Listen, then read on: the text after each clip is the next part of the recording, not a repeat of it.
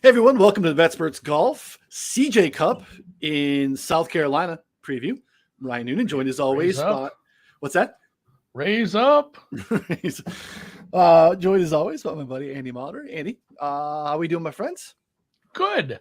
We're just discussing how we don't love these small field events from a betting standpoint, but they're great to watch. Anyone who follows anything else I do knows I'm shipping the family off to Disneyland for about a week and a half. So they'll be gone Saturday. And yeah, this is going to be nice. Once I get home from dropping them off at the airport, it's going to be watching golf. I'm going to watch golf. I'm going to watch college football. Usually Saturdays are kind of reserved for the family. Yeah. That's why I don't bet or really watch a lot of college football. I take a lot of time. 1 day a week is just, hey, honeydew list / family time / let's go do something fun with them. And I don't have to do that this week. It can be DGen Sports Andy for one extra day this week. And a lot of it will be watching this because, like we said, this is a cool course. Anyone who's ever taken in some international events or maybe even been to Australia, this is essentially, they've brought the Outback to you. And it's not in the form of Aussie fries and bloomin' onions. This is a sandbelt course, essentially. This is a really cool one. And we did get to see it a little last year with the Palmetto, was it called? It was the one-off event. Canada's restrictions didn't allow them to have the RBC Canadian Open up there. So they said, we need an event to fill in. Congaree was chosen to have a one. They'll never have it again, apparently. It's just done. We're not doing the Palmetto ever again. It was at this course. So we did get to see this course last year. And yeah, if you talk about the course a little, Ryan, because it is fucking unique. Yeah, it is an awesome course. So that is kind of one thing that I think that will help us watch it a little bit because we just don't see a lot of tracks like this. There is essentially no rough on this course. It is designed to be firm and fast and played that way last year when we saw it. And basically in place of rough, we have sand. And the sand is what they refer to as like a natural waste area. So it's not like a bunker. You can ground your club. You're not getting a penalty for that. It's a very unique place. The fairways are really wide. There are really no rough edges around the greens either to catch the ball. It's long. Like they actually, I think in the fourth round, designed it to be pretty short, but it can play pretty long if they want to stretch it. You can land planes on these fairways, but if you miss it, you're getting into these like tall grass fescue areas. This like sandy waste area. It could be some funky stuff here. A lot of the greens are undulated and kind of diving to, the waste area, whether it's, false fronts into water. It's played tough. Now, again, we have literally 4 rounds. It was not a great field. It was the week before the US Open, which typically we see for the Canadian Open. So we don't have a ton to go off of. And on top of that, as Andy said, not only do we have a very limited history on what works at this course, we have a 78-man field, no cut event like we had last week at the CJ Cup, but this one's even more loaded. We have 15 of the top 20 players in the world here. 6 of the top 10. So that's the thing too. We got to see it once last year with the Palmetto, but it was a different kind of event. It was a cut event with a full field, and yet still a weaker field because it was kind of a one-off event that a lot of people ended up not going to. Garrick Higgo ended up winning. I think it was only his second true PGA start. And we did see, I guess we got a little bit of the archetype of the type of golfer that can play well here. Although I think scoring will be a little lower. I believe Higgo won with 11 under. Yeah. I think just with you have how many a couple dozen major championships under the belts of the guys who are here. So I feel like somebody's going to be able to get to 15, maybe even a little deeper. We'll see. So scoring won't be crazy, but I think somebody is able to run away and get past 12, 15 to under in this one. So it's tough to say, I guess. But like you said, these fairways are wide open, and we didn't really get to see some of the true high-end bombers because they are, like you said, the length here is 7,600 yards. They can play around a lot with it. They can move it down to 73 if they want to move some of these tee boxes up. They have a lot to play with, and 73 still doesn't sound short, but the way these balls run on this firm sand-based turf, Like everybody, it doesn't matter if you're a short hitter, your ball is going to run. In fact, that has to be part of your strategy. Just not For only, sure. hey, where's my ball landing? What's like 40 yards in front of the landing spot? Because that's where my ball might end up. So this can play incredibly, short compared to the actual length, even though it's pretty much at sea level. So that'll be interesting to see some of these guys that can hit the piss out of the ball, what kind of second shots they're actually going to be lining up for with the fairly sized big greens, but a lot of undulations. And there's some areas where, hey, you're on the green, but it's a tier below and you're 80 feet from the hole. Right. And you still might be 3-putting if you don't putt this right. Yeah, and I think it's an interesting thing too is that, again, we only saw the 4 rounds, but we played it in June and now we're playing in October. So I think it is fair to wonder if it plays the same as well. But like we saw the longest average drive on tour in 2021 at this place. So like, yes, there are dog legs, but there aren't traditional like tree lined dog legs here because there's just a lot of open areas and you gotta decide, can I take driver here? Because it is going to run off through the green and on the other side of it could be, the sandy waste area. So even though you're not having to worry about carrying trees as much as you were at, say, somewhere like CJ Cup last week or the Zozo last week, this is still a unique track. You make a good point too, when you look at the distribution of shots, because they can stretch it out. We see a lot of like approaches from 200 plus. And then because you have these big greens, I do think like 3-putt bogey avoidance types of things matters here this week too. You have to be a really strong lag putter to leave yourself with a makeable second, because when you look at Ron did some great work on his preview, as always, check that out on betsportsgolf.com. You see a higher amount of 3-putts here. You see the proximity to the hole is significantly higher than a tour average event here as well. So tricky because like you said, I can't imagine, like, we like to have bombs and you want to find some guys deep down the board, but I don't know about how you're approaching this. I just can't imagine that there's a lot of guys deep here that are beating this field in a no cut event. So my card's pretty top heavy. And I really don't know how to mix it up. Backwards. Let's work backwards today. We never do this, but because I know you do have one longer price on here, but as far as the bombs go, there's some guys I haven't really heard of, some Asian names that I'm not super familiar with. And then there's just guys like, I'm not going to bet Lucas Glover or Ryan Palmer to win an event with this kind of field, even some guys with some win equity. I'm not betting Matt Kuchar at 125. There's just a real struggle to do anything with the bombs here. Yeah. A couple guys I looked and they're not even that long, but like Tommy Fleetwood, Russell Henley, and if you can find a big number on the guy that you have focused in on, he was on my short list of bombs. So we're kind of aligned on it. I didn't end up betting it. If you want to, this is a really good number though, if you kind of want to talk about your Cam. Yeah, Cam Davis at 80.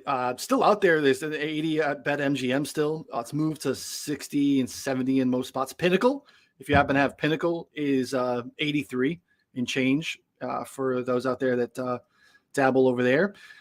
I've been going to the well here on Cam Davis. I think we've talked about it before. Like, this is just one of those guys that I think is going to take a next step up this season.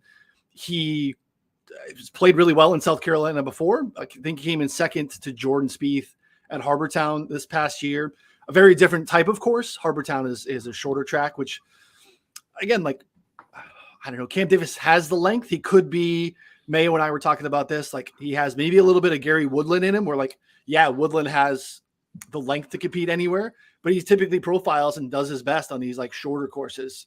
So Cam Davis might be that guy, but I don't know. He pounded the hell out of the ball off the tee at the President's Cup and kept them in play.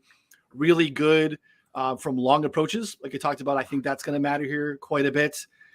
Really good par 5 score, good out of the sand, which again is a little bit noisy statistically because, like I said, like, it's not fair. It's not like, greenside bunkers here, but at least is a little bit familiar. And top 20 in 3-putt avoidance here over the last 50 rounds or so. So he's checking a lot of boxes for me. I have him on like the top 10 of the stuff I ran this week. So getting him at 80, getting him still at 60 or 70, I think is a good look. Yeah. And yeah, he's down to 60 at BetChris. He's down closer to 60 at a lot of places. It's a nice grab, like you said. This is not some, hey, I bet some rogue number at one book and it got beat up instantly off my one bet and it's not there anymore. This is still available. So I don't hate this. Of all the, like I said, of all the long shots that I have, longer shots I have up there, it was basically 2 or 3 guys, and Cam Davis is one of them. I went shorter than I normally would last week. Yeah, I'm blind to your card. I don't know where we're at, so I'm excited to see. I just put it in the Discord. So if you are BetSperts Golf Discord, you can get the spoilers if you're watching this live. No spoilers for you though. Yeah, I went with the shorter guy. Again, in these shorter, smaller, no-cut events like this, I'm sometimes going to gravitate towards the top of the board, and I won't bet Rory at that price. Rory might win. Rory, first round leader, might not be a little shout that I bet. He seems to play well in the first and fourth rounds sometimes. If he gets out to a big lead, I'm just maybe not actually watching like I said I was on Saturday. But I did take a punt on Mr. Scottie Scheffler. I found a 13 at BetChris. He's 12 most places. It's not a huge difference, but it's the best price I can find right now. Yep. And I don't know if I need to like sell Scottie Scheffler. Do I? I mean, do I? No. He won some events last year. Won like a handful. Right in a row. It was Phoenix Open, Arnold Palmer, the Masters. Did he win the team play event too, or no. team or match? No, he didn't win the match play or the team event. I feel like he played well at one of those, and it was just like Jesus. He played well at the match play. He always does, right? He did not win match play. Match play was goofy. I feel like, but yeah, either way, Phoenix, Arnold Palmer. He did win match play. What am I talking about? I was gonna say there was another one in there. There was so many. That's how good he was. Is we were like, oh, what did he win? No, he won match play. Yeah. So, I mean, he didn't play all that well here last year. Just didn't play that well off the tee. But that was kind of before his ascension. Like right after this, he top 5 Mayakoba in Houston. And then, we get the little bit of a break, comes back, wins Phoenix, wins the API, wins the Masters, second at the Chuck Schwab, second at the US Open, second at the Tour Championship, third at the BMW. Like it's Scottie Scheffler. He is a longer driver of the ball. His irons are great. And I think he can, of all the putting surfaces, Bermuda is technically his best over a decent sample size. So it's not a sexy pick. I'm betting this a little bigger than I would because of the short price and because I think he should be right there with Rory. Like Rory's fine, but my form, my fit, my approach, all the numbers I ran for this have Scottie pretty much the same as Rory. So I'm fine betting this is essentially I'm betting a Rory Scottie matchup, I think, because both of these guys could just be, and I'm actually going to look for that matchup as well, especially if they're going to price him as a dog for a full tournament. And yeah, this top of the board is just Rory has been playing so incredibly well. And it's down to like 650 in some spots. Yeah. We just look at the finishing positions. He's basically just been, there hasn't been anything since the BMW in August that he missed the cut at the St. Jude. Otherwise, it's just been T8. He won the Tour Championship, top 2 at BMW, overseas here in the swing season, 4th at the Italian, 4th at the Alfred Dunhill. Like he's been incredible. The approach game has been sick off the tee, started to really stabilize putting. Like he's either like barely off the field and putting, or he's having these massively spiked putting weeks and winning events. So yeah, Rahm just won in Europe too. Like he's at the top of the board. No problem going to Rahm. You could tell yourself a story about any of these guys. We talk about how like off the tee is going to matter here because you want to be long. We still get into like approach is going to be the thing everywhere. And then we have Justin Thomas out there at like 16. You can get into, you can tell yourself a story on any of these dudes at the top. And that's kind of what we said before we went live is like, these are so hard to cap. It's loaded, no cut. And we don't know enough about the course to be like crossing these guys off, right? That's kind of what we talk about with Feinberg all the time. We tell ourselves stories to back or to punt on a guy. And it's just really hard when we have really no form that's something that we're in the flow of the season where we can lean on at least a little form to cross a guy off or to back a guy. We have very scattered form between like guys playing a little bit in Europe, President's Cup, just the swing season in general, guys taking time off. So like we just don't have a lot here to have these really concrete. It's basically, do you like a guy? Is he off market? And fire away. So I get the Scheffler play. I think that's why Scottie at 13 makes a lot of sense. Yeah, and I mean all those other guys too. It's not hard to make cases for any of those guys. And to kind of piggyback on the Rory thing, some of these European guys, like Scottie, the only worry for Scottie is like hasn't really played. Like, does he just pick up the clubs and hammer it out? And that is maybe the case that even for some of this Rory steam, he's been playing. A lot of these European players have been playing some DP events. You've had Italian, you've had the Dunhill, you had the other BMW. There's like 3 events that are BMW events. They really like to invest. And I have a couple guys. I'm going to touch on another one right now. Another major winner, and Matt Fitzpatrick, 25. Again, if you look at this price range, you're going to be looking at, like Sam Burns, which I'd love. I wanted a little longer on him. We'll get to him in a second. But like Jordan Spieth is in this range, like Sung Jae, Hovland, and just I love, again, I want to bet all these guys. It's so hard to differentiate, but I did want to stick to some of these guys who played some European events and maybe have had some success. Fitzpatrick lost to McIntyre in a playoff at the Italian Open, about a month ago. Played decent at Dunhill. I don't know, the Andalusia thing, like Valderrama was just a weird scoreboard. I don't think anybody who was like good like made the cut. It was just odd. Like he missed the cut there, but I'm not going to hold that against him. Basically almost won an event. He's a major winner, and just his course fit here is fine for me. So 25-1 on Matty Fitzpatrick is kind of a no-brainer. And maybe I'm stuck in the moment too, because I did have him to win that major. And you do fall in love with the guys who cash for you. Yeah, no, I totally do. I love Fitz. I don't think I'm going to go in that range again because I fired a few that we'll get to, but he was on the first list looking through for sure. Because like all the things that you think, right? The added distance has been a huge part of his boom this season.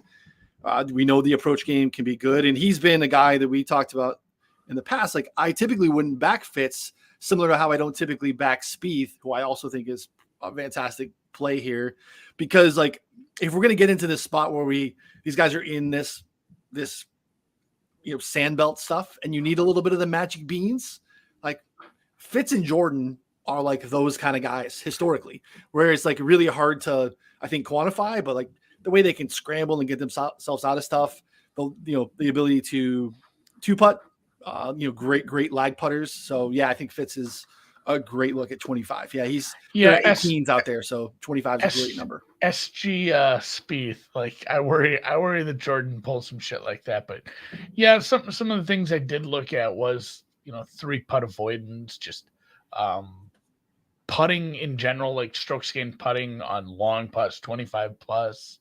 He checks some boxes there. His distance is, greatly improved on distance. The accuracy is still there. Around the green is fine. Longer irons aren't as good as some, but I'm less worried about that with his added distance. And yeah, he's just kind of a guy I've absolutely fallen in love with right now. And truly too, if you look at some of his splits, it is better on Bermuda as well. He's played well on Bermuda grass, which is a perfect segue into Sam Burns, who has, the nickname Bermuda Burns. Yeah, I mean, we get the kid. He's not been great. So, and again, I should know because I back him almost every week. We haven't seen a top 10 finish since the Canadian Open back in June.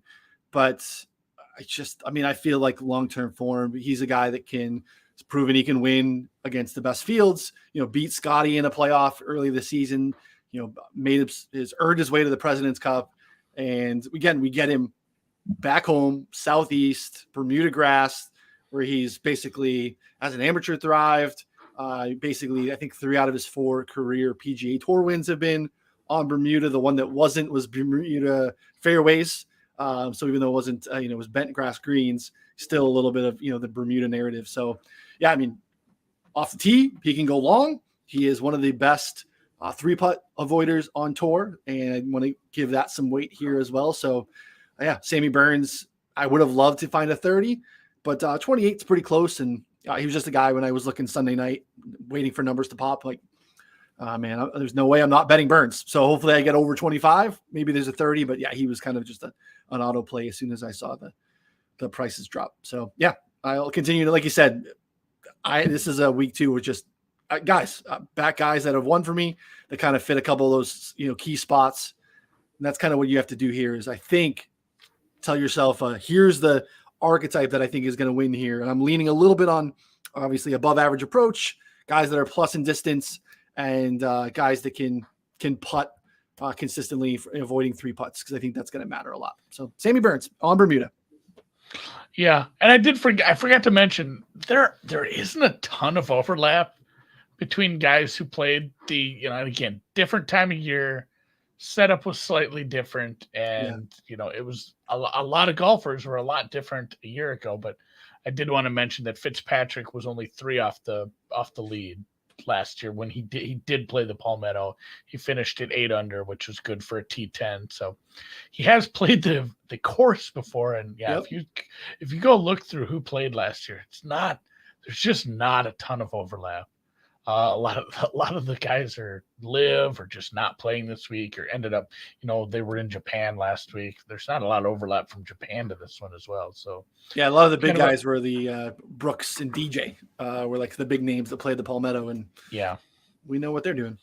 So back to Europe, I'll have you just your other guy, same price twins. Yeah, I looked pretty hard at him as well. So I get nervous if around the green is going to matter and scrambling is going to matter. But what kept. Yeah, it's been better though. It's been better. A narrative that stuck with him. It's like if, the smelly kid in school cleans himself up and gets a job. You see him 10 years later. Oh, it's still the smelly kid from school. But you know what? He don't stink anymore.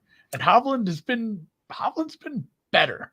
He's been he's been better. Yeah. I mean, but think about when we went back to like the Open Championship, and that was that's kind of like the turning point for him too.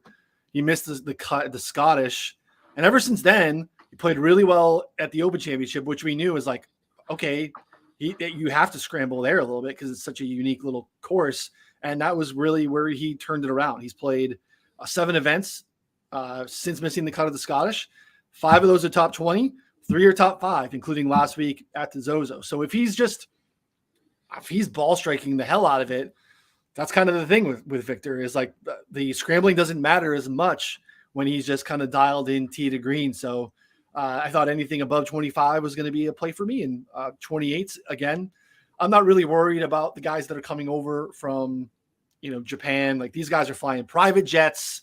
There's just, Hovland's 23 years old.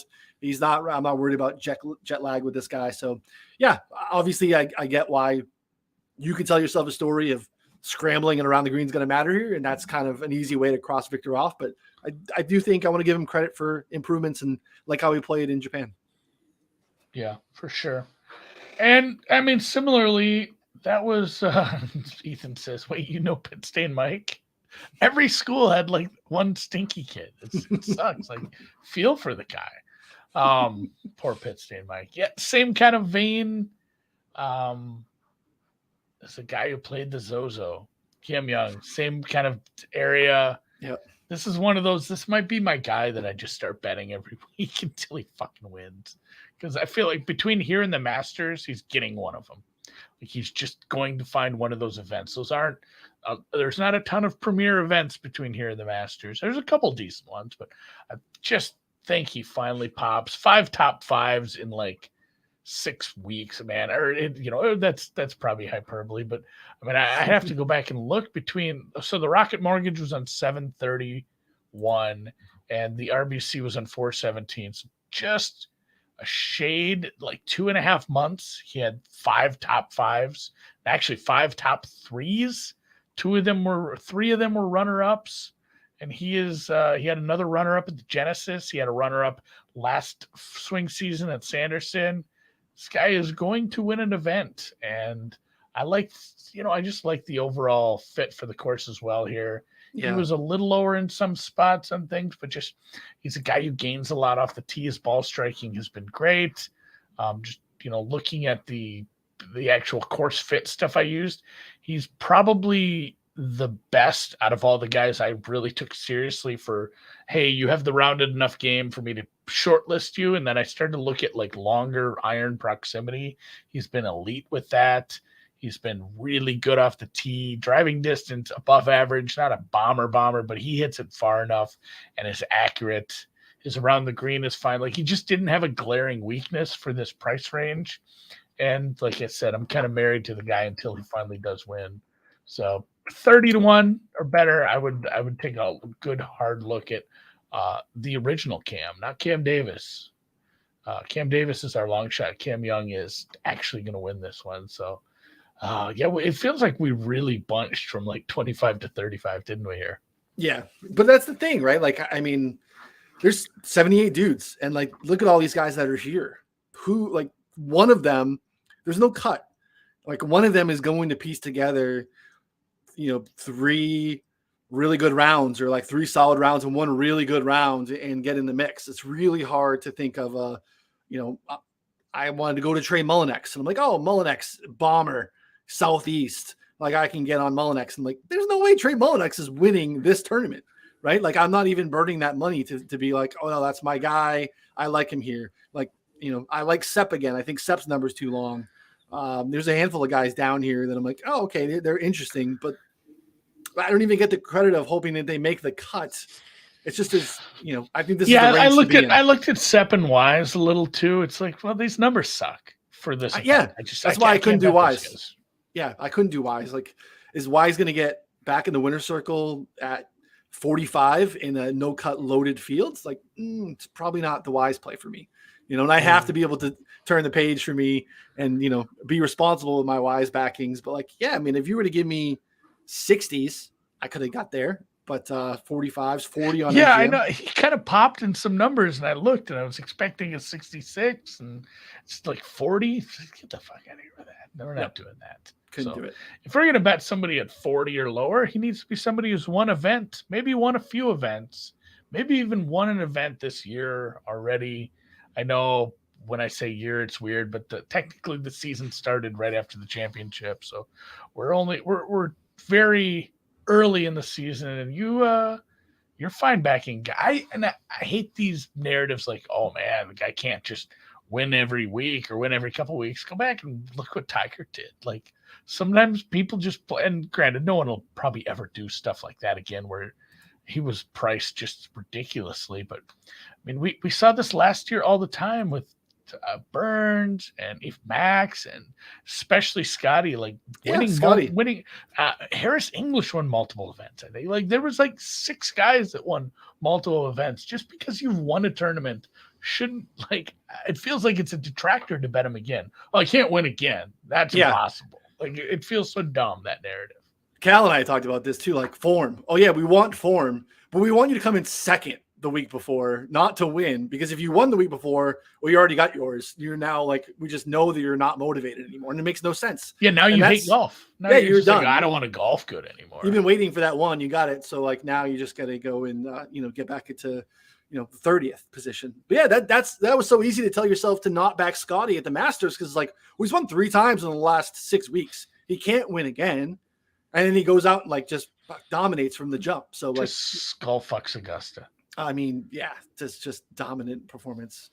That was on the other day on Golf Channel, and I caught myself watching some. Who was it? Tony? Who was no, it was Cam. Cam Smith. Cam Smith that was like kind of there and chasing him, but just never got that close. Yeah. It was still a fun Masters. But yeah, Maxey, he's another guy I almost pulled the trigger on, but like this price is probably too long, and this price is probably gone. Like, no, still FanDuel. Can you find it? Okay. Yeah. I'd have to go to Iowa for this, but yeah, I couldn't find better than 25s where I shopped right now, and I'm like, I need a little more. But truthfully, he should be priced like granted, like the body of work for Justin Thomas is better for sure. But Max Homa's just as good as Justin Thomas right now. Winning event, like he should be priced closer to that 2022 range, I think. So maybe still not a bad play at 25. Yeah, I mean, he's a guy that I go to. I just think that when you look at year over year, the improvements are drastic. He gained he had his best strokes gains in every bucket last year across the board. It's continued this year where he went back and won the Fortinet again. T20 at the Shriners, played tremendous golf in the President's Cup. Yeah. And everything that we want here, he does really well. I have him second in the field in proximity from over 200 yards. Tremendous par 5 scorer. He is top 10 in 3-putt avoidance. Like there are no weaknesses in the game right now. And yeah, above 30, I get why you'd be reluctant to like DraftKings opened him at 16 and it's still hanging there. 16 is a no-go, but like there's a lot of like high 20s out there for Max. And I think he thinks he belongs now. And I think the President's Cup really helped him. And I think that there's something, again, that's narrative driven for sure. But like golf is very much a mental game, and where he's been from an ascension standpoint in like the last 15 months or so on tour, I think he belongs. I don't think he looks at this field and goes, I can't beat these guys. I think he's like, no, these are my boys. I hung out with them all week, a couple weeks ago. I'm going to go give it to him this week. And I think he thinks he belongs, and he kind of does. I mean, if you win big boy tournaments where he's won, like, I don't know, if this place gets really wonky, he won at Potomac. That was a tough track. He won at Riviera. We were comparing Potomac to like, this is a US Open course. Yeah. When we previewed that one. I mean, it was crazy tough. And then like the Wells Fargo, like that was a decent field. So, I mean, yeah, he can win anywhere right now. Like he's absolutely on major watch. Yep. So yeah, Max is just a guy that if you've been watching the show for the last year, he's been featured a lot. He will be featured a lot in the 2023 versions. It's just, a guy that I think doesn't have a lot of weaknesses in his game. So pretty easy to back him when he's north of 30. So yeah. FanDuel hanging a weird number. And then last one. I like your card. I like your card a lot so far. I know that, and all the guys that you've mentioned, it's like, yeah, this is a guy that just missed my cut. I feel like between us, one of us is going to find the winner. If it's not Rory, if it's Rory, I will be majorly annoyed. So yeah, Rory is the heavy chalk here. And like we said, he's played some European events, but you know what? You know who outdueled him at Wentworth about a month ago? Shane Lowry won that event. That was the shortened 54-hole event, I believe. Is that how that one went, where they only ended up playing the 3 rounds? Yeah, little live style golf. I don't know if it still counts. I still gave him the damn trophy. Shane Lowry finished 17 under, one better than Rory and John Rahm. So he's not a guy either who's worried about playing in a tough field like this. 35-1 was awful big for a guy who's played pretty tough. He had plenty of good finishes last year. He's another one that almost won like 6 events last year. He was very close, decent driver of the ball, really good tee to green, great proximity from 175 out. Really, really good and decent enough at longer putts, 3-putt avoidance, everything else I used to kind of model this one out. And Shane Lowry at 35-1 was kind of a definite grab. That was actually the first bet I made that wasn't Scottie Scheffler. I like this one a ton. And like you said, he has been playing over in Europe a little. Yep. Didn't play the Palmetto, but I think he lines up well for this course. So love Sugar Shane here. Man, I'm trying to think, and I was talking about it the other day, and I meant to look at it. I think almost every time I backed Fitz last year, like I bet Lowry in the same card. Like that was like they were like the top of the card. So like they go together. They do. I bet if I went back and just like did a Control F of the Discord and looked at my outright cards, it would be like I had a lot of Lowry and Fitz where it's like, shit, if I have Fitz, I have to have Lowry. Yeah. They just played so well and couldn't get over the hump for a little bit. Like, man, like the ball striking, everything that we think is really sticky here when we're trying to handicap golf, they were fantastic at for months on end. And yeah, long-term baseline stuff on Shane Lowry is great. I think you love to see that he is playing. And yeah, as you mentioned, he does everything that I think that we want here. He does it really well. Approach game, par 5s, sand saves, everything you mentioned. He is fantastic. So yeah, I mean, like I said, I think this is probably the area to shoot in this week because like I think it's not hard to go to Rahm, Rory, or even Scottie, but these other guys that I think do have legit win equity that are just a little bit below them, where you can get a little bit longer of a number. Is probably the best way to approach it versus going down to the 60 plus guys. Like, sure, they can win, anything can happen. We had a Ryan Armour, Chesson Hadley almost won the Palmetto. He like shit down his leg on Sunday, 4 over par. So like we've seen those guys play pretty well here, but like this is a very different field and a different event. So yeah, I'm glad Xander's not here because we'd have another Xander no cut event, and I'd probably waste money on Xander. Yeah, at the top you'd be of the board betting again. on him. You have kind of final thoughts. How are you? Are you approaching positional stuff? Positional parlays, kind of taking it easy, similar to last week, taking it easy.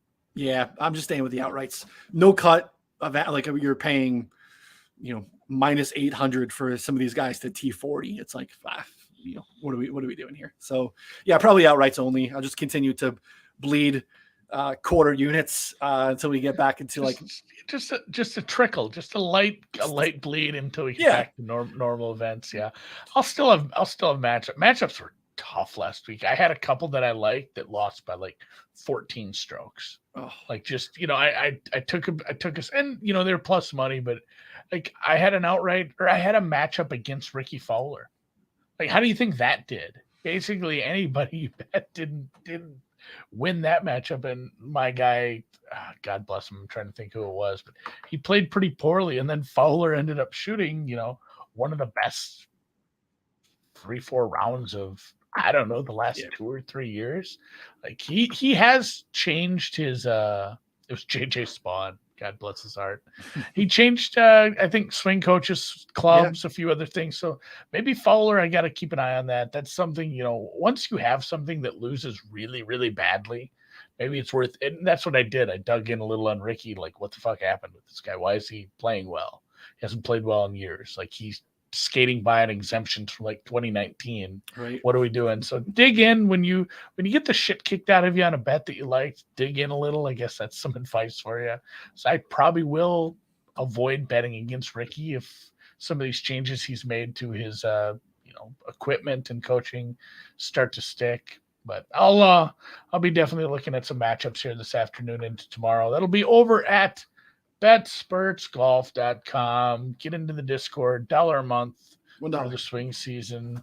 We'll see you in the private Discord. If you have questions, tag us. So you can tag me in there and it'll pop up on my phone, and I'll come in and answer any questions. If you have some specific guys you're looking at, want me to talk you into them or out of them, I'm always happy to chat some golf. Ryan is too. Ron Kloss is in there. And I will say this too, kind of a closing thought on something you brought up to start. I don't tend to read a lot of other course previews because I know what Harbor Town is. Like, I understand what Augusta is. Like, these are events I've bet for years. When we get to like you mentioned TPC to Potomac or something like that, sometimes I'll have to like, all right, I'm going to read 3 or 4 different previews because every preview seems to like find 1 or 2 things that the other ones don't on these events that we don't see a lot, or even Mexico last year. And I will say it, I'm biased, I guess, but Ron's preview was way better than the other ones I read. My God, it's so good. It just reads so clean, and I like the way he organizes it. So shout out to Ron. If nothing else, $1 a month, and even when it gets to January, I think it's just going to be like $15 or $20 a month. You get 4 or 5 of Ron's lengthy course previews every month. Definitely worth it. Like I said, I read 3 or 4, and one I didn't even get through. I was so mad at the pop-ups, but Ron's definitely the best. I enjoyed reading his. Check that over at BetSpurts Golf if you're a member. If you're not, you just click that link and join for $1 a month, and we will catch you guys here next week for me and Ryan previewing another tournament, which I'm not going to try to guess what it is again because I have failed at that every week during the swing season. And then, at 3 Eastern, 2 Central, noon Pacific, you have Ron and Byron doing our DFS show, same YouTube channel. And with that, guys, Ryan, see you next week, huh? Butterfield Bermuda Championship next week. You would have never guessed that. Would not have guessed that one. Neither would I. So here we go. CJ Cup. See you guys. Thanks for joining. Hit Thanks, the everyone. thumbs up on the way out.